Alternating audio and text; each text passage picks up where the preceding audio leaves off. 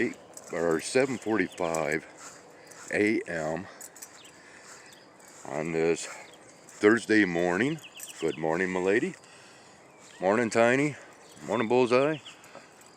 On this morning of July 3rd, 2025, stay out from underneath my feet. Dang, girl, trying to trip me up. A lot of dew this morning. Not really anything up overhead right now. We do have a little bit of something back here. I can't zoom in because my hands are full.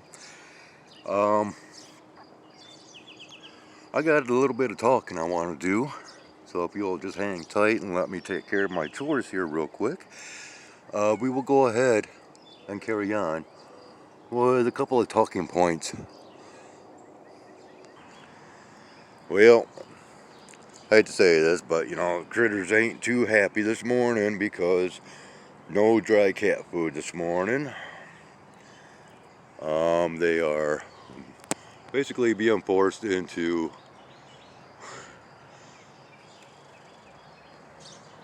cakes for all. Wolf is not too happy because he's wanting his variety. Tough. You know, the dry cat food seems to sit out here for far too long. Flies gather on it, and I'm not out to get these animals sick because of, you know, fly eggs that they are ingesting and whatnot.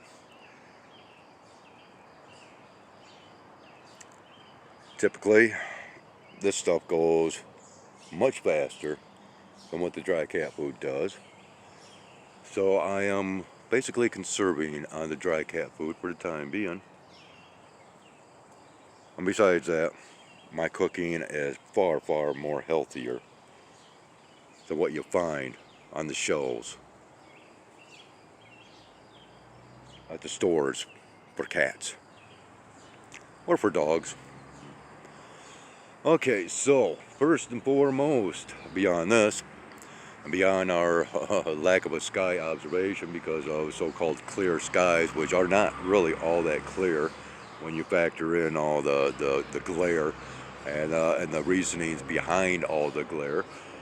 But anyways, I wanna just say a big thank you to those that have been commenting. I've been getting, well, you know, not a lot of comments, but I've been getting some really good comments, and just recently a really great comment by Jarmy Vicious. Sorry, it's still early in the morning. I'm still trying to wake up, and of course they tell you that, you know, your peak mental capacity is upon first waking in the morning, and I guess that's why, you know, I get out here and I'm pretty much on the go with my narratives, narrations, and whatnot. But anyways, thank you to Jeremy Vicious. I had some enjoyment replying to his most recent comment, which brings about some talking points that I want to discuss, and some of them, yeah, it's regurgitated material, but that's okay, because this is material that I like to regurgitate and speak on many times, pertaining to what we see in the skies with this spraying. I believe, once again, it is because we are no longer in the same location in space and time. Okay? And yes, I am a believer in time travel, as I feel that there's been far than adequate proof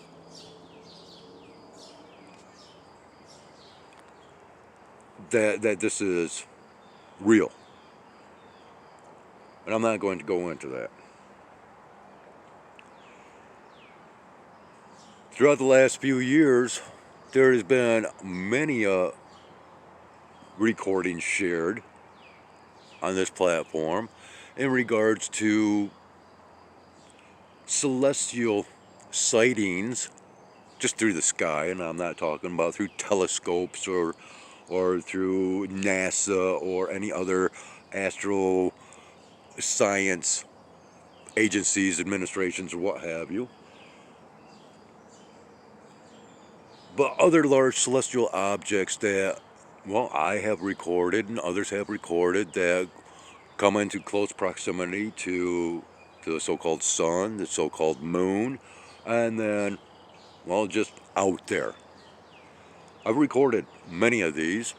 I recorded what was claimed as being Mars. That was right up close to the moon a few years ago during a so-called harvest moon. Another channel had recorded similar.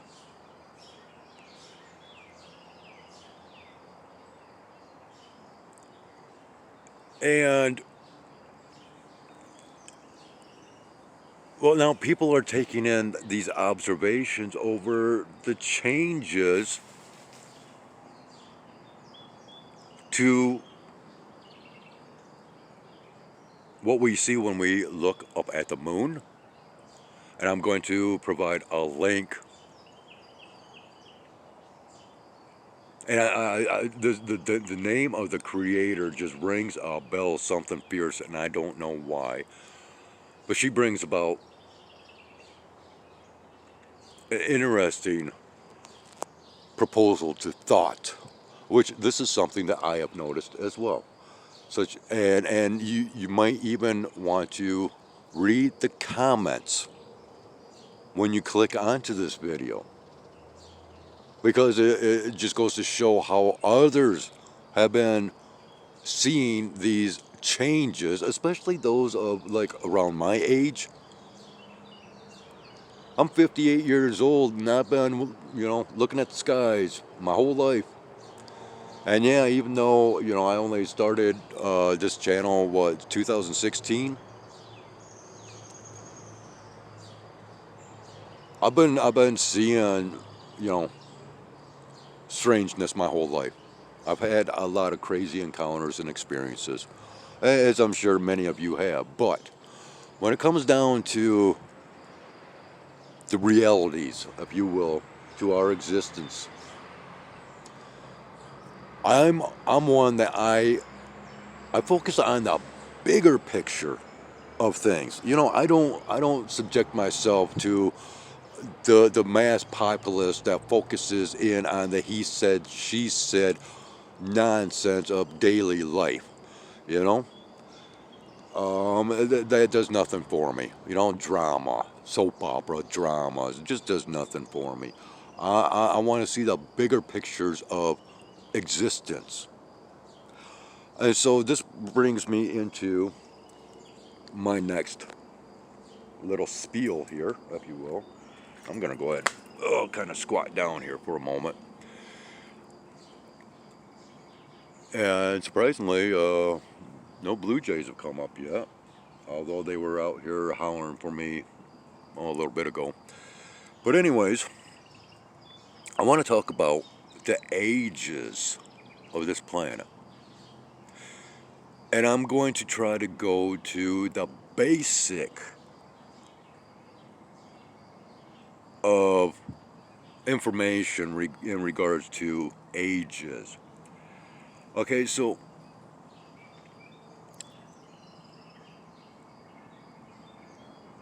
and this gets kind of deep. So let's just kind of go with that narrative of in the beginning, yada, yada, yada. Okay? So we have a story of creation. And throughout, for many, many, many years, that was accepted. But then you had Charles Darwin that came forth with his father's theory of evolution. And basically, when people are thrown into the theory of evolution. Good morning, Jayhawk. How we doing this morning? Oh, and even a sparrow came up at the same time? Wow. And yes, I do have a little bit more left in the bowl, so I can reload the limb. But anyways, so good old Charlie came forth with his father's theory, and basically, you know, what's thrown in our face is that the theory of, well, we see this evolution of man from the primates, right? I can find a little bit of plausibility in that. I'm not going to go down that road yet, though. But basically, you know, it starts off that life began with one single molecular organism, and that spawned off life.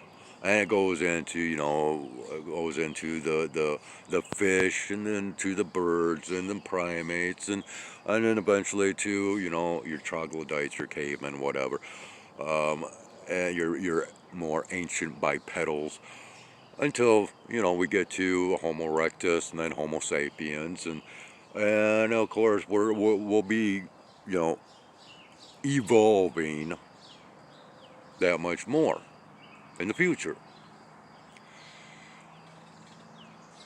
But my focus is more on nature.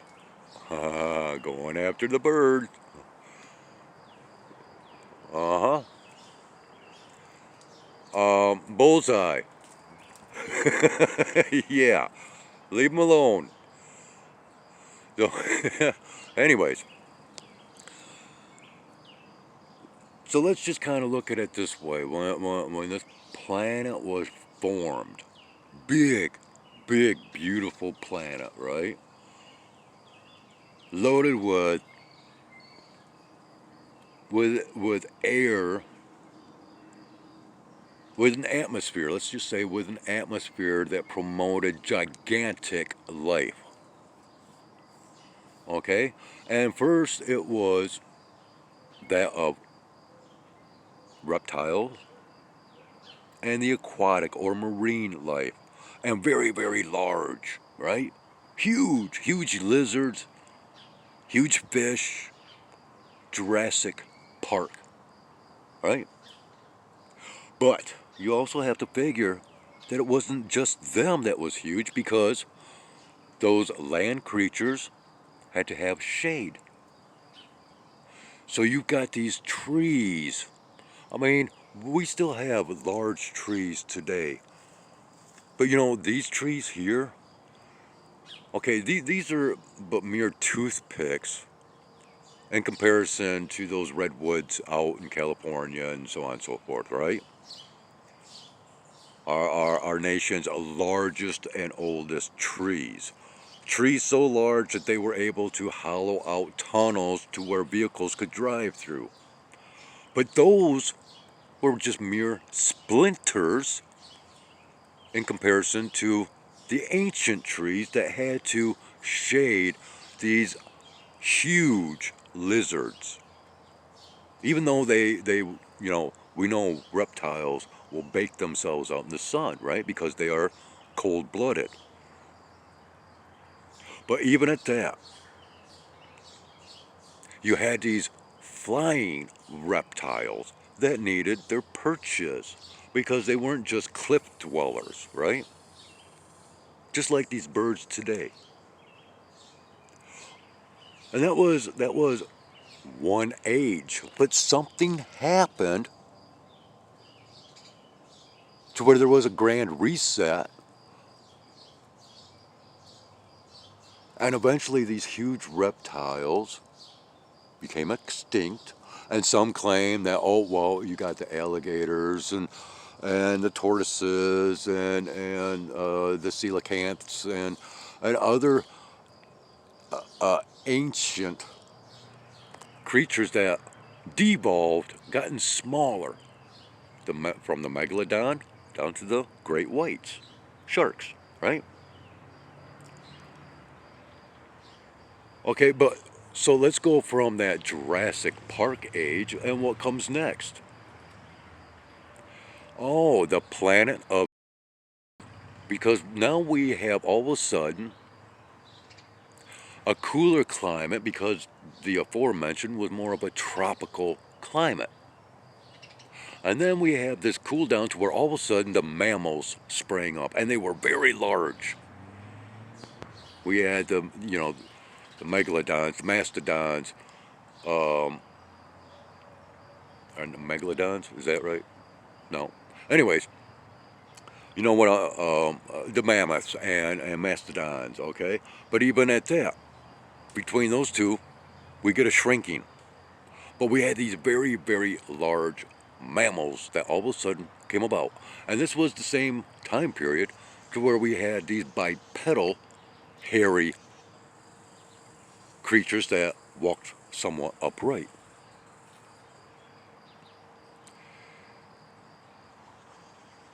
And you have to also kind of assume that if all these other mammals were very, very large at this period of time, you would also have to have large, hairy, bipedal creatures. Maybe today they would be known as cryptids, right? Now, and this can also apply to that Jurassic Park age, because who knows, there might have been bipedal reptiles, okay, that had a thought process to them, that could think, that could articulate. Much like we were told that cavemen, they brought about fire, they brought about the stone wheel or whatever, all those little cartoon illustrations that we get programmed with.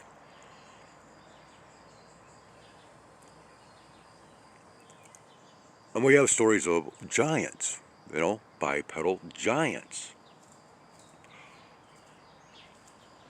But then something else happened to where all of a sudden these very large mammals all of a sudden became extinct. And they try to say that, well, they devolved down into smaller versions and forms of the original. I don't believe so. I think there was a reset. There was something else that happened. And then came the age of man, in which man got smaller, and this also brought about the domesticated animals. Now they want to say that the caveman trained wolves, you know, to be their domestic dogs or whatever. Yeah, I don't know about that. Your dire wolves alongside of troglodytes out hunting mastodons and hey, it's possible, right? Who knows? But that age also got wiped right out, and then came, like I said, the human age and the domestic animals, in which got smaller even yet. Now we are going into yet another age that's getting even smaller, because now we have the age of nanotechnology, the digital age. Our trees have gotten smaller, our plant life have gotten smaller, our animals have gotten smaller, we've gotten smaller. We are devolving, not evolving. The next step, according to the programming that I have received throughout my life, is the next step is the continuation of humans devolving, or possibly becoming extinct, but through advanced technologies and sciences the DNA is brought back and trying to restore human life, but we end up with something that was small, grayish, possibly 3 fingers, 3 toes, large head, black eyes. Oh yeah, the aliens. Because, well, through this programming that I've been exposed to, we've been told that man eventually becomes these alien grays. And it's because of trying to bring back us. They've gotten smaller, right? And what we have been experiencing, these abductions and all that, well, right down to the ground here, right in front of me here. Careful now, be careful. See, the cats just was not all that interested this morning. So we'll feed the birds. Cats can kind of go hungry if they want, because I know there's other sources of food that is readily available for them. So, anyways, are you getting this yet? Now they want to say that our universe is continually expanding, and they've also have come about with this theory that our planet has actually sped up within its spinning. And I find fault with this, and like I put in comment form to Jeremy Vicious, is that I could actually prove this through a handful of marbles, spinning marbles around and throwing them down onto the ground, and you will see the marbles spread out, and they will be spinning. Oh, how about that? Got an aircraft coming over. Yeah, oh well. The marbles will be spinning, but they slow down, even though the marbles spread out, just like the universe spreads out. The spinning of the marbles will slow right down until eventually they stop. So I don't believe this increase in the spinning of our planet. Furthermore, I don't believe that we, once again, are in the same location of space and time, because I feel that there was a disaster of sorts that was avoided and through advanced technologies. This is why we have to create our own weather today. This is also why we are seeing these other objects next to the moon and next to the sun, or haphazardly caught as they are trying to spray the skies to cover them up. And I have past content that shows all this. All you have to do is go to my playlist, and you can see all of this evolving, the process of covering this stuff up as it is coming in overhead. Okay, and I am not the only one to have been recording this stuff. And once again, you go over to Tamarack, Michigan, and her channel, and what she records up in northern Michigan, next to the sun. I mean, awesome. And if I could remember the name of the other channel, Eyes Only. There we go. I don't know if she's still posting content or not, but the channel Eyes Only, her and I, we were capturing the same snake-eyed planet a few years ago.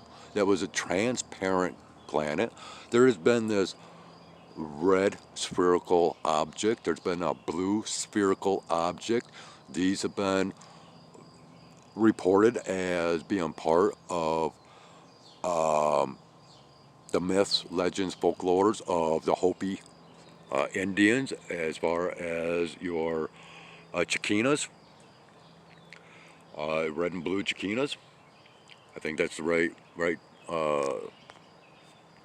term that I'm thinking of. Yeah, because you have your Kachina dolls, right? Okay, so when you really started in focusing on everything that I brought to the table this morning, a picture should start formulating in your mind's imagination. It's not that difficult to fathom these how deep these thoughts go, but you know, and then the complexities thereof, but yet they are so simplistic. When you actually take those common denominators, the few and far in between common denominators, and start connecting the dots, connecting those together, you start to get more of a timeline of understanding. And then when you start to realize all this, then you might actually start to understand that yes, we are in fact caught in a time loop scenario, and therefore this brings about the factor and reality of reincarnation, okay? In which reincarnation is basically the foundation to all religions out there. That is your cornerstone to all religions, to all belief systems, because of the evidences that's been provided throughout history.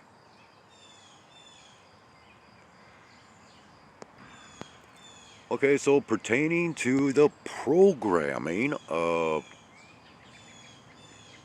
certain things, I have to once again bring about that series of programs, Stargate SG-1, and the factor that at the end of each and every episode of that series, you have the acknowledgments within the credits, the ending credits, that is given to certain departments, offices, and agencies. That of the DOD, the Air Force, yada yada yada. There's only been one other short series, Men into Space, back in 1959, that had the same type of acknowledgments. You have to understand why. Because of the information that was being put within the scripts. And even though this might just be, a science fiction series, the information within is very real. And that is the same with Men into Space, that old black and white series that lasted only for a single season. And once again, the ending credits and the acknowledgments, you have to add that in to the equations. So getting back to the ages, you must also understand that we have this little factor known as missing links. From age to age that I have spoken of, there is a missing link because these ages simply stopped and simply started. There was a little bit of crossing over, okay? But for the most part, these ages abruptly ended. And they even try to tell us this through the Ice Age and saying that the dinosaurs went extinct because of a comet or whatever that hit the Earth and brought about the Ice Age and all that. Hey, okay, all good and well. You can come out with that narrative, whatever. But maybe there's something more behind it all. Because we have these resets. And once again, we also, through archaeological measures, have found these artifacts that just don't fit in to the timelines or the narratives of timelines explained. These ooh parts, out of place artifacts that still cannot be explained because of their advancements within technologies to where even, it just does not make any sense. So we have these what could be claimed or classified as crossover events. And you hear this within comic books and superhero movies.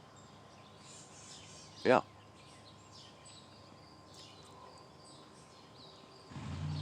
All right. I think I've gone on long enough. This is a half hour long. Um, yeah. If you got any questions or comments, yeah, go ahead. Bring them on. Let's discuss. And yeah, click onto that link. Um, and like I said, watch that video. Read the comments.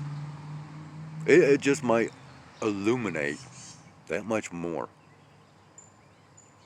within your thought processes. Okay? All right, I'll put up some more. I'm done talking now. I'll put up some more for you guys. Because now these cats are saying, okay, I'm hungry enough. Let's do this. And the thing is, I've got a mixture here. Okay, I made 3 different varieties of these cakes. Cheesy, tuna fish and cheese, and chicken and cheese. So they've got, and once again, this is so much more healthier for these guys than the garbage you find on the store shelves. All right, I'm getting there. Oh, let's go ahead. Yeah, we'll reload the limb, and I am out of here as I have other things to get done today. So, once again, click on the link. Uh, throw me a comment or two. And come on back. As I'm sure that at some given point in time, I'll be sharing just that much more content. Have a great one.